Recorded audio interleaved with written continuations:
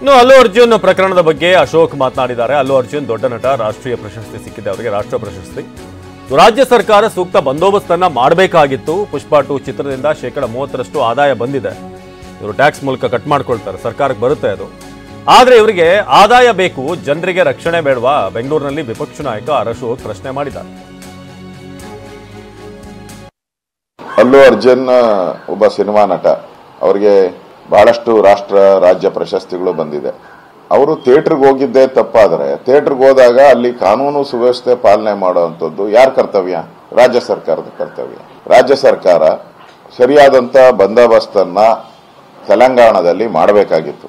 ಈಗ ಆ ಸಿನಿಮಾ ಓಡ್ತಾ ಇದೆ, ಅದರಲ್ಲಿ 30%ಗಿಂತನೂ ಹೆಚ್ಚು ಆದಾಯ ರಾಜ್ಯ ಸರ್ಕಾರಕ್ಕೆ ಬರೋದು. ರಾಜ್ಯ ಸರ್ಕಾರಕ್ಕೆ ಅಷ್ಟು ಆದಾಯ ಬರಬೇಕಾದ್ರೆ ನಿಮ್ ಪೊಲೀಸ್ ಹಾಕಕ್ಕೆ ಏನ್ ದಾಡಿ? ನಿಮ್ಗೆ ಕೋಟ್ಯಾಂತರ ರೂಪಾಯಿ ಬರ್ತಾ ಇದೆಯಲ್ಲ. ಆ ಸಿನಿಮಾದಲ್ಲಿ ಈಗ ಸುಮಾರು 1,000 ಕೋಟಿಗೂ ಮೇಲೆ ಬಂದಿದೆ ಅಂದ್ರೆ 30% ಆದಾಯ ಅಂದ್ರೂ 300 ಕೋಟಿ ರಾಜ್ಯ ಸರ್ಕಾರಕ್ಕೆ ಬಂದಿದೆ. ಅಲ್ಲೊಂದು 10 ಲಕ್ಷ ಖರ್ಚು ಮಾಡಿ ಪೊಲೀಸರನ್ನ ನಿಯೋಗ ಮಾಡಿದ್ರೆ ಮುಗಿದೋಗಿತ್ತು. ಆದಾಯ ಮಾತ್ರ ಬೇಕು. ಅಲ್ಲು ಅರ್ಜುನ್ ಅವರ ಸಿನಿಮಾದಿಂದ ಆದಾಯ ಬೇಕು, ಆದ್ರೆ ಜನಗಳಿಗೆ ರಕ್ಷಣೆ ಕೊಡುವಂತ ಕೆಲಸ ಮಾಡಿಲ್ಲ. ಸಾವನ್ನಪ್ಪಿದ್ದಾರೆ. ನಿನ್ನೆ ನಾನು ಮಾಧ್ಯಮದಲ್ಲೂ ನೋಡಿದೆ. ಅವರೇ ತಿರ್ಗ ಅವರ ಯಜಮಾನ ಅವ್ರು ಹೇಳಿದ್ದಾರೆ, ನನ್ಗೆ ಗೊತ್ತಿಲ್ಲ ಅಲ್ಲು ಅರ್ಜುನ್ ಅರೆಸ್ಟ್ ಮಾಡಿದ್ದಾರೆ ಅಂತ, ನಾನು ಆ ಕೇಸನ್ನು ವಾಪಸ್ ತೆಗಿತೀನಿ ಸಿದ್ಧ ಅನ್ನೋ ಮಾತನ್ನು ಹೇಳಿದ್ದಾರೆ. ಅಂದ್ರೆ ಸರ್ಕಾರಕ್ಕೆ ಚೀಮಾರಿ ಆದಂಗೆ ಆಯ್ತಲ್ಲ.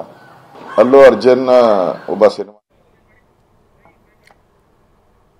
ಇನ್ನು ಅಲ್ಲು ಅರ್ಜುನ್ ಬಂಧನದ ಬಗ್ಗೆ ಕಾಂಗ್ರೆಸ್ ವಿರುದ್ಧ ಆರೋಪ ವಿಚಾರಕ್ಕೆ ಸಂಬಂಧಪಟ್ಟ ಹಾಗೆ ಆರೋಗ್ಯ ಸಚಿವ ದಿನೇಶ್ ಗುಂಡೂರಾವ್ ಮಾತನಾಡಿದ್ದಾರೆ.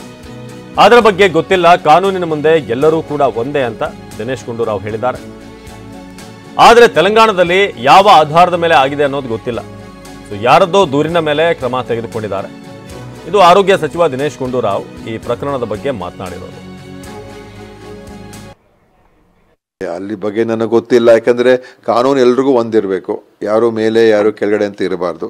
ಮತ್ತು ಅಲ್ಲಿ ಯಾವ ಆಧಾರದ ಮೇಲೆ ತೆಲಂಗಾಣದಲ್ಲಿ ಮಾಡಿದರೆ ನನಗೆ ಗೊತ್ತಿಲ್ಲ, ಅದು ನಾನು ಪೂರ್ತಿಯಾಗಿ ನೋಡೋಕ್ಕೂ ಹೋಗಿಲ್ಲ. ಆದರೆ ಯಾರ್ದೋ ಒಂದು ಕಂಪ್ಲೇಂಟ್ ಮೇಲೆ ಪೊಲೀಸರು ಕ್ರಮ ತಗೊಂಡಿದ್ದಾರೆ.